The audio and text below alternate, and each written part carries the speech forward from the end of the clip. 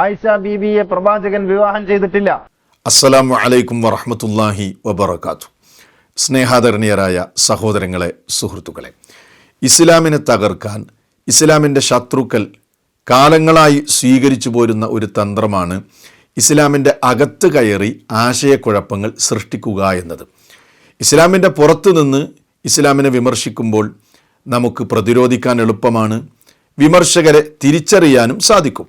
എന്നാൽ ഇസ്ലാമിൻ്റെ അകത്ത് നിന്ന് മുസ്ലിമായി അഭിനയിച്ചുകൊണ്ട് തന്നെ ഇസ്ലാമിക ആശയങ്ങളിലും ആദർശങ്ങളിലും വിശ്വാസങ്ങളിലുമൊക്കെ ആശയക്കുഴപ്പങ്ങൾ സൃഷ്ടിച്ച് തെറ്റിദ്ധാരണ പരത്തിയാൽ പെട്ടെന്ന് അയാളെ തിരിച്ചറിയാൻ കഴിയില്ല എന്ന് മാത്രമല്ല, ചില ആളുകളൊക്കെ അതിൽ ആകൃഷ്ടരായി ആശയക്കുഴപ്പങ്ങൾ ഉണ്ടാക്കാൻ അതുകൊണ്ട് സാധിക്കുകയും ചെയ്യും എന്ന് ശത്രുക്കൾക്കറിയാം.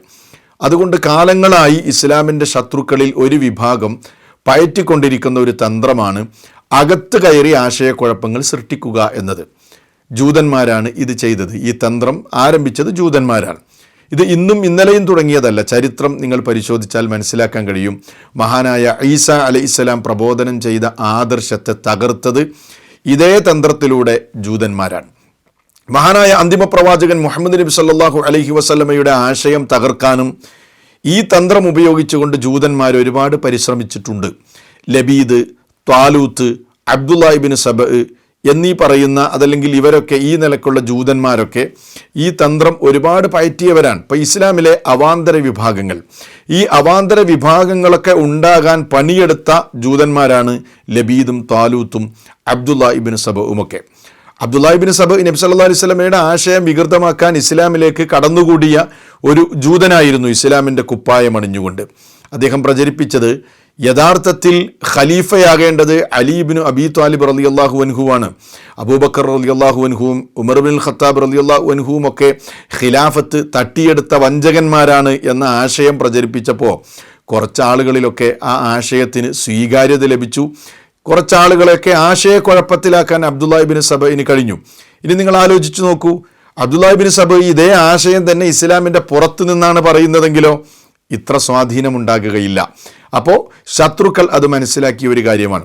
അപ്പോൾ ഈ ജൂതന്മാരുടെ ഈ തന്ത്രം, അകത്ത് കയറി ആശയക്കുഴപ്പമുണ്ടാക്കുക എന്ന തന്ത്രം ഏത് കാലഘട്ടത്തിലും നമുക്ക് കാണാൻ കഴിയും. അത് നിരന്തരം തുടർന്നു പോരുന്നത് നമുക്ക് കാണാൻ കഴിയും. ഇപ്പോൾ ഈ ജൂതൻ്റെ അതേ തന്ത്രമാണ് CH മുസ്തഫ എന്ന് പറയുന്ന ഒരു വ്യക്തി ചെയ്തുകൊണ്ടിരിക്കുന്നത്. അയാൾ ഇസ്ലാമിൻ്റെ അകത്ത് കയറി ഞാനാണ് ഇസ്ലാമിനെ ശരിയായ നിലക്ക് അവതരിപ്പിക്കുന്നത് എന്ന നിലക്ക് ഇസ്ലാമിനെക്കുറിച്ച് കാര്യമായൊന്നും പഠിക്കാത്ത ആളുകളെ ആശയക്കുഴപ്പത്തിലാക്കുകയാണ്. ഇസ്ലാമിൻ്റെ വിശ്വാസ, ആദർശ, ആചാര ആശയങ്ങളിലൊക്കെ തന്നെ ആശയക്കുഴപ്പം സൃഷ്ടിക്കുകയാണ് ഇയാൾ. അതെങ്ങനെയാണ് സൃഷ്ടിക്കുന്നത്? ഹംദും സലാത്തൊക്കെ ചൊല്ലി ആ നിലക്കൊക്കെയാണ് കാര്യങ്ങൾ അവതരിപ്പിക്കുന്നത്. അപ്പോൾ അള്ളാഹുവിൻ്റെ ദീനിനെക്കുറിച്ച് കാര്യമായ വിവരമില്ലാത്ത ABCD ഒന്നും അറിയാത്ത ആളുകളുണ്ടാവുമല്ലോ, അവർ വിചാരിക്കും ഇത് വലിയൊരു സംഭവമാണ്, ഇയാൾ പുതിയ എന്തോ കാര്യങ്ങൾ പറയുകയാണ്, ഇയാൾ പറയുന്നതാണ് കാര്യം എന്നൊക്കെ ചിന്തിച്ചു പോകും. ഇങ്ങനെ മുസ്തഫ ആശയക്കുഴപ്പത്തിലാക്കിക്കൊണ്ടിരിക്കുന്ന വിഷയങ്ങൾ നിങ്ങളെടുത്ത് പരിശോധിച്ച് നോക്കൂ. ഇസ്ലാമിൻ്റെ മൗലികമായ വളരെ പ്രധാനപ്പെട്ട ആശയങ്ങളിലെല്ലാം CH മുസ്തഫ കൈവച്ചിട്ടുണ്ട്. ഇപ്പം നമസ്കാരം വേറെന്തോ ഒരു സാധനമായി അവതരിപ്പിച്ചു. അതുപോലെ തന്നെ നോമ്പിനെ സംബന്ധിച്ച് തെറ്റായ ഒരുപാട് പ്രചാരണങ്ങൾ ഇയാൾ നടത്തി കഴിഞ്ഞു. അതുപോലെ തന്നെ ഹജ്ജ്, ബലികർമ്മം തുടങ്ങിയ കാര്യങ്ങളിലൊക്കെ ഇങ്ങനെ ഒരുപാട് വിഷയങ്ങളുണ്ട്. ഞാൻ ഓരോന്ന് ലിസ്റ്റ് ചെയ്യുന്നില്ല, അതൊക്കെ നമുക്ക് കാണാൻ കഴിയുന്ന കാര്യമാണ്. ഇപ്പോൾ അവസാനം ഞാൻ ഇയാളുടെ ഒരു വീഡിയോ കണ്ടു. അതിലെന്താ പറയുന്നതെന്ന് ചോദിച്ചാൽ, മഹദിയായ ആയിഷ റളിയല്ലാഹു അൻഹ നബി സല്ലല്ലാഹു അലൈഹി വസല്ലമയുടെ പത്നിയായിരുന്നില്ല. നബി സല്ലല്ലാഹു അലൈഹി വസല്ലമ ആയിഷ റളിയല്ലാഹു അൻഹയെ വിവാഹം ചെയ്തിട്ടില്ല എന്ന വിചിത്രമായ വാദവുമായിട്ടാണ് ഇപ്പോൾ അവസാനമായി മുസ്തഫ രംഗത്ത് വന്നിരിക്കുന്നത്.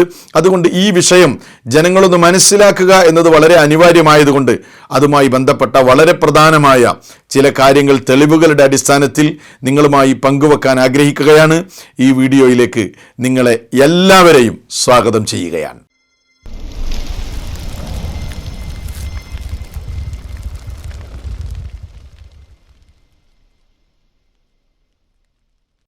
സഹോദരങ്ങളെ, CH മുസ്തഫ പറയുന്നത് എന്താണ്? ആയിഷ റളിയല്ലാഹു അൻഹയെ നബി സല്ലല്ലാഹു അലൈഹി വസല്ലം വിവാഹം ചെയ്തിട്ടില്ല. ആ വാർത്ത തന്നെ പച്ചക്കളവാണ് എന്ന നിലക്കാണ് മുസ്തഫ ഇപ്പോൾ പ്രചാരണം നടത്തിക്കൊണ്ടിരിക്കുന്നത്. ആദ്യം നമുക്ക് അദ്ദേഹത്തിൻ്റെ ആ വാക്കുകൾ ഒന്ന് കേൾക്കാം. ശേഷം നമുക്ക് വിശദമായ നിലയ്ക്ക് തന്നെ ഈ വിഷയം കൈകാര്യം ചെയ്യാം. ഞാൻ പറയുന്നത് ആയിഷ ബീബിയെ വിവാഹം ചെയ്തു എന്ന് പറയുന്ന വാർത്ത തന്നെ കള്ളമാണ്. ആയിഷ ബീബിയെ പ്രവാചകൻ വിവാഹം ചെയ്തിട്ടില്ല. ആയിഷ ബീബിയോടൊപ്പം റസൂലുള്ള ഭാര്യ ഭർത്താക്കന്മാരെന്ന അർത്ഥത്തിൽ ജീവിച്ചിട്ടേയില്ല. സത്യത്തിൽ മുസ്തഫ പറഞ്ഞതല്ലേ പച്ചക്കളവ്. മുസ്ലിം ലോകത്ത് തർക്കമില്ലാത്ത, ഇന്നേ വരെ മുസ്ലിമീങ്ങൾ നിരാക്ഷേപം അംഗീകരിച്ചു പോരുന്ന, മുസ്ലിം ലോകത്തെ പണ്ഡിതന്മാരെല്ലാം അവരുടെ ഗ്രന്ഥങ്ങളിൽ രേഖപ്പെടുത്തി നൂറ്റാണ്ടുകളായി മുസ്ലിം ലോകത്ത് തർക്കമില്ലാതെ എല്ലാവരും ഒരുപോലെ അംഗീകരിക്കുന്ന ഒരു യാഥാർത്ഥ്യത്തിൻ്റെ മേലാണ് CH മുസ്തഫ ഇപ്പോൾ കൈവച്ചിരിക്കുന്നത്. അപ്പോൾ സത്യത്തിൽ മുസ്ലിമീങ്ങൾ നിരാക്ഷേപം അംഗീകരിച്ചു പോരുന്ന കാര്യങ്ങളിൽ പോലും മുസ്ലിമീങ്ങളിലെ ഒരു അവാന്തര വിഭാഗങ്ങൾക്കിടയിലും ഈ വിഷയത്തിൽ തർക്കമില്ല. അപ്പോൾ എല്ലാവരും ഒരുപോലെ തർക്കമില്ലാതെ അംഗീകരിക്കുന്ന കാര്യത്തിൽ പോലും മുസ്തഫ ഒരു പുതിയ വിഷയമാണ്, പുതിയൊരു ഗവേഷണമാണ്, ഒരു പരിഷ്കരണമാണ് എന്ന നിലക്ക് കൈവച്ചുകൊണ്ട് അത്തരം കാര്യങ്ങളിൽ പോലും സംശയമുണ്ടാക്കാനുള്ള തന്ത്രമാണ് മുസ്തഫ ഇവിടെ ആവിഷ്കരിച്ചു കൊണ്ടിരിക്കുന്നത്. അപ്പം നിങ്ങൾക്ക് മനസ്സിലായില്ലേ, ഇസ്ലാമിനെ തകർക്കുക എന്നുള്ള കാര്യം അഭിപ്രായ വ്യത്യാസം പോലില്ല. ചരിത്രത്തിലും അതേപോലെ ഹദീസുകളിലും തഫ്സീറിൻ്റെ ഗ്രന്ഥങ്ങളിലും എല്ലാം രേഖപ്പെട്ട് കിടക്കുന്ന മുസ്ലിം പണ്ഡിതന്മാരെല്ലാം ഒരൊറ്റ സ്വരത്തിൽ പറയുന്ന വിഷയത്തിലാണ് ഈ കൈവച്ചിരിക്കുന്നത്. സഹോദരങ്ങൾ, ഇവിടെ മുസ്തഫ ഈ പറയുന്നത് പച്ചക്കളവാണെന്ന് നിങ്ങൾക്ക് ബോധ്യപ്പെടാൻ മുസ്ലിം ലോകത്ത് ഈ വിഷയം എങ്ങനെയാണ് നോക്കിക്കണ്ടിട്ടുള്ളത് എന്ന് മനസ്സിലാക്കണമല്ലോ. അതുകൊണ്ട് വളരെ പുരാതനമായ, വളരെ പഴക്കം ചെന്ന 3 തെളിവുകളാണ് ഈ സന്ദർഭത്തിൽ നിങ്ങളുടെ മുമ്പിൽ ഞാൻ വെക്കുന്നത്. തെളിവുകളുടെ അടിസ്ഥാനത്തിലാണല്ലോ നമ്മൾ സംസാരിക്കേണ്ടത്. വളരെ പഴക്കം ചെന്ന ഹദീസ് ഗ്രന്ഥങ്ങളിൽ ഈ വിഷയത്തെ എങ്ങനെയാണ് നോക്കിക്കണ്ടിട്ടുള്ളത്, അതേപോലെ തന്നെ ലോകത്ത് വളരെ പ്രസിദ്ധമായ തഫ്സീർ ഗ്രന്ഥങ്ങളിൽ എങ്ങനെയാണ് ഈ വിഷയത്തെ കൈകാര്യം ചെയ്തിട്ടുള്ളത്, അതേപോലെ തന്നെ ചരിത്ര ഗ്രന്ഥങ്ങളിൽ, അത് ഈ അടുത്ത കാലത്തുള്ള ചരിത്രത്തിലല്ല, വളരെ പഴക്കം ചെന്ന ചരിത്ര ഗ്രന്ഥങ്ങളിൽ ഈ വിഷയത്തെ എങ്ങനെയാണ് രേഖപ്പെടുത്തപ്പെട്ടിട്ടുള്ളത് നമുക്ക് പരിശോധിക്കാം. എന്നിട്ട് നമുക്ക് മുസ്തഫയുടെ ഈ വിചിത്രവാദത്തിന് എന്ത് തെളിവാണ് എന്ന് നമുക്ക് അദ്ദേഹത്തോടും ചോദിക്കേണ്ടതുണ്ട്. നിങ്ങൾ ഈ കാണുന്നത് വളരെ പഴക്കം ചെന്ന, അതായത് ഹിജറ 197 നോട്ട് ചെയ്യണം, ഹിജറ 197 വഫാത്തായ അബ്ദുള്ള ഇബ്നു വഹബുൽ മിസ്രി എന്ന് പറയുന്ന വളരെ പ്രസിദ്ധനായ പണ്ഡിതന്റെ ഹദീസ് ഗ്രന്ഥമാണ്. അൽ ജാമി എന്നാണ് ഈ ഹദീസ് ഗ്രന്ഥത്തിൻ്റെ പേര്. ഇതിൽ അദ്ദേഹം നബി സല്ലല്ലാഹു അലൈഹി വസല്ലം ആയിഷ റളിയല്ലാഹു അൻഹയെ വിവാഹം ചെയ്തിട്ടുണ്ടോ ഇല്ലേ കൃത്യമായ നിലയ്ക്ക് ഹദീസ് രേഖപ്പെടുത്തുന്നുണ്ട്. ശരിക്കും നിങ്ങൾക്ക് കേൾക്കാം. അൻ ആയിഷ റളിയല്ലാഹു അൻഹ റിപ്പോർട്ട് ചെയ്യാണ് കേട്ടോ. സൗജിൻ നബി സല്ലല്ലാഹു അലൈഹി വസല്ലം. ആരാണ്? നബി സല്ലല്ലാഹു അലൈഹി വസല്ലമയുടെ പത്നിയായ ആയിഷ റളിയല്ലാഹു അൻഹ റിപ്പോർട്ട് ചെയ്യുന്നു. സുബ്ഹാനല്ലാഹ്, ആലോചിച്ച് നോക്കൂ. വളരെ പഴക്കം ചെന്ന, ഇയാൾക്ക് ബുഖാരി മുസ്ലിം ഒക്കെ ആണല്ലോ പറ്റാത്തത്. ബുഖാരിയുടെയും മുസ്ലിമിൻ്റെയും ഒക്കെ വളരെ പഴക്കം ചെന്ന, അതിനു മുമ്പ് ഒരുപാട് വർഷങ്ങൾക്ക് മുമ്പുള്ള ഹിജറ 197 വഫാത്തായ പണ്ഡിതനാണ്. അദ്ദേഹത്തിൻ്റെ ഹദീസ് ഗ്രന്ഥത്തിൽ രേഖപ്പെടുത്തി വെക്കുന്നത് നബി സല്ലല്ലാഹു അലൈഹി വസല്ലമയുടെ പത്നിയായ ആയിഷ റളിയല്ലാഹു അൻഹ ഖാലത്ത്, അവർ പറയുകയാണ്, തസവ്വജനി റസൂലുള്ളാഹി സ്വല്ലല്ലാഹു അലൈഹി വസല്ലം, അല്ലാഹുവിൻ്റെ റസൂൽ എന്നെ വിവാഹം ചെയ്തു. വ അന ബിന്തു 6 സിനീൻ, എനിക്ക് 6 വയസ്സായിരുന്നു വിവാഹ കരാറ് നടന്ന സമയത്ത് എൻ്റെ പ്രായം. മുത്തവഫ ഖദീജ റളിയല്ലാഹു അൻഹ മരണപ്പെട്ട സന്ദർഭത്തിൽ. വ ബനാബി, ഞാനുമായി പ്രവാചകൻ ഒരുമിച്ച് ജീവിക്കാൻ തുടങ്ങിയത് വ അന ഇബ്നതു 9 സിനീൻ, എനിക്ക് 9 വയസ്സ് പ്രായമാകുമ്പോഴാണ് ഞങ്ങൾ ഒരുമിച്ച് കുടുംബജീവിതത്തിലേക്ക് വരുന്നത് എന്ന് റസൂലുള്ളാഹി സ്വല്ലല്ലാഹു അലൈഹി വസല്ലമയുടെ ഈ ജീവിതവുമായി ബന്ധപ്പെട്ട കാര്യം ആയിഷ റളിയല്ലാഹു അൻഹ തന്നെ പറയുന്നത് വളരെ പുരാതനമായ ഗ്രന്ഥത്തിൽ നിന്നാണ് ഞാൻ ഉദ്ധരിച്ചത്. ഒന്നാലോചിച്ച് നോക്കൂ. മുസ്തഫ പറയണം, CH മുസ്തഫ പറയണം, ഏതൊക്കെ ഹദീസുകളാണ് നിങ്ങൾ അംഗീകരിക്കുക, ഏതൊക്കെയാണ് നിങ്ങൾ കളവാണെന്ന് പറയുന്നത്, എല്ലാം ഞാൻ നിങ്ങളോട് ചോദിക്കുന്നുണ്ട്. ആദ്യം ഞാൻ ഈ തെളിവുകൾ പറയട്ടെ. ഇനി നിങ്ങൾ കാണുന്നത് വളരെ പ്രസിദ്ധമായ, ലോകത്ത് ആധികാരികമായ തഫ്സീർ ഗ്രന്ഥമാണ് ഇമാം ഖുർത്തുബിയുടെ അൽ ജാമിഉ ലി അഹ്കാമിൽ ഖുർആൻ, അൽ ജാമിഉ ലി അഹ്കാമിൽ ഖുർആൻ എന്ന് പറയുന്ന ഗ്രന്ഥം. ആ ഗ്രന്ഥത്തിൽ നമുക്ക് കാണാം ഈ വിഷയത്തെ എങ്ങനെയാണ് ഇമാം ഖുർത്തുബി രേഖപ്പെടുത്തുന്നത്. അൻ ആയിഷ റളിയല്ലാഹു അൻഹാ അന്ന നബി സല്ലല്ലാഹു അലൈഹി വസല്ലം തസവ്വജഹാ, ആയിഷ റളിയല്ലാഹു അൻഹ തന്നെ റിപ്പോർട്ട് ചെയ്യുന്നു, നബി സല്ലല്ലാഹു അലൈഹി വസല്ലം അവരെ വിവാഹം ചെയ്തിരിക്കുന്നു എന്ന്. ഇമാം ഖുർത്തുബിയുടെ തഫ്സീറിൽ നിന്നാണ് ഞാൻ ഉദ്ധരിച്ചത്. ഇനി നോക്കൂ നിങ്ങൾ, ഇനി ചരിത്രത്തിലേക്ക് നമുക്ക് പോകാം, സീറ കിതാബുകളിലേക്ക് നമുക്ക് പോകാം.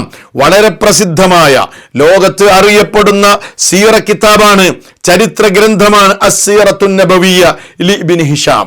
ഇബ്നു ഹിഷാമിന്റെ വളരെ പ്രസിദ്ധമായ സീറ, വളരെ പൗരാണികമായ പഴക്കം ചെന്ന ഗ്രന്ഥമാണ് ഈ ഗ്രന്ഥം. അതിൽ നമുക്കിങ്ങനെ കാണാം, വതസവ്വജ റസൂലുള്ളാഹി സ്വല്ലല്ലാഹു അലൈഹി വസല്ലം ആയിഷ റളിയല്ലാഹു അൻഹയെ അല്ലാഹുവിന്റെ റസൂൽ വിവാഹം ചെയ്തിരിക്കുന്നു എന്ന് വളരെ പഴക്കം ചെന്ന ചരിത്ര ഗ്രന്ഥങ്ങളിൽ പോലും രേഖപ്പെടുത്തപ്പെട്ടതിന്റെ ഉദാഹരണമാണ് ഞാൻ നിങ്ങൾക്കിപ്പോൾ കാണിച്ചു തന്നത്. അപ്പൊ ഞാൻ എന്തൊക്കെയാ പറഞ്ഞത്? ആദ്യം ഞാൻ ഹദീസ്, പഴക്കം ചെന്ന ഹദീസ് ഗ്രന്ഥം പറഞ്ഞു. പിന്നെ ലോകത്ത് പ്രസിദ്ധമായ തഫ്സീർ ഗ്രന്ഥത്തിൽ നിന്നൊരു ഉദാഹരണം, വേറെ ഒരുപാടുണ്ട് കേട്ടോ, ഉദാഹരണം ഓരോന്ന് പറയാൻ. അതേപോലെ തന്നെ വളരെ പഴക്കം ചെന്ന ചരിത്ര ഗ്രന്ഥത്തിൽ നിന്നും ഞാൻ ഇവിടെ തെളിവുദ്ധരിച്ചിരിക്കുന്നു. ഇനി ഞാൻ CH മുസ്തഫ എൻ്റെ സംസാരം കേൾക്കുന്നുവെങ്കിൽ ഞാൻ CH മുസ്തഫയോട് ചോദിക്കുകയാണ്. എൻ്റെ ഒന്നാമത്തെ ചോദ്യം, മുസ്തഫയുടെ ഈ കണ്ടെത്തലുണ്ടല്ലോ, എന്ത്? നബി സല്ലല്ലാഹു അലൈഹി വസല്ലം ആയിഷ ബീവിയെ വിവാഹം ചെയ്തിട്ടില്ല, ആയിഷ റളിയല്ലാഹു അൻഹ അള്ളാന്റെ റസൂലിന്റെ ശിഷ്യയായിരുന്നു എന്നാണല്ലോ നിങ്ങൾ പറയുന്നത്. നിങ്ങളുടെ ഈ കണ്ടെത്തലിന്, ഈ വിചിത്രവാദത്തിന് എന്ത് രേഖയാണ് നിങ്ങൾക്കുള്ളത്? ആ രേഖ നിങ്ങൾ ഉദ്ധരിക്കണം. എൻ്റെ ഒന്നാമത്തെ ചോദ്യമാണ്. രണ്ടാമത്തെ എൻ്റെ ചോദ്യം, നിങ്ങൾ ഈ പറയുന്നത് പോലെ ആയിഷ റളിയല്ലാഹു അൻഹയെ അല്ലാഹുവിന്റെ റസൂൽ വിവാഹം ചെയ്തിട്ടില്ല എന്ന നിങ്ങളുടെ ഈ വിചിത്രവാദത്തിന് ഏതെങ്കിലും ഒരു മുസ്ലിം പണ്ഡിതന്റെ, എന്റെ ചോദ്യം ശരിക്കും ശ്രദ്ധിക്കണം, മുസ്ലിം ലോകത്തെ ഏതെങ്കിലും ഒരു ആധികാരികമായ പണ്ഡിതന്റെ ഹദീസ് ഗ്രന്ഥമോ അദ്ദേഹത്തിന്റെ തഫ്സീറോ അതല്ലെങ്കിൽ ആ പണ്ഡിതന്റെ സീറയോ ചരിത്ര ഗ്രന്ഥത്തിൽ നിന്നോ നിങ്ങൾക്ക് തെളിവുദ്ധരിക്കാൻ സാധിക്കുമോ? രണ്ടാമത്തെ എന്റെ ചോദ്യമാണ്. മൂന്നാമതായി ഞാൻ നിങ്ങളോട് ചോദിക്കുന്നു, ഇത്രയും കാലം മുസ്ലിം ലോകത്തെ പണ്ഡിതന്മാരെല്ലാം നിരാക്ഷേപം അവരുടെ ഗ്രന്ഥങ്ങളിൽ രേഖപ്പെടുത്തി വെച്ച കാര്യമാണ്, നബി സല്ലല്ലാഹു അലൈഹി വസല്ലമയുടെ പത്നിയാണ്, മുഅ്മിനീങ്ങളുടെ ഉമ്മയാണ് ആയിഷ റളിയല്ലാഹു അൻഹ എന്നത്. ഈ മുസ്ലിം പണ്ഡിതന്മാരെല്ലാം വഞ്ചകരും കളവ് പറയുന്നവരുമാണോ?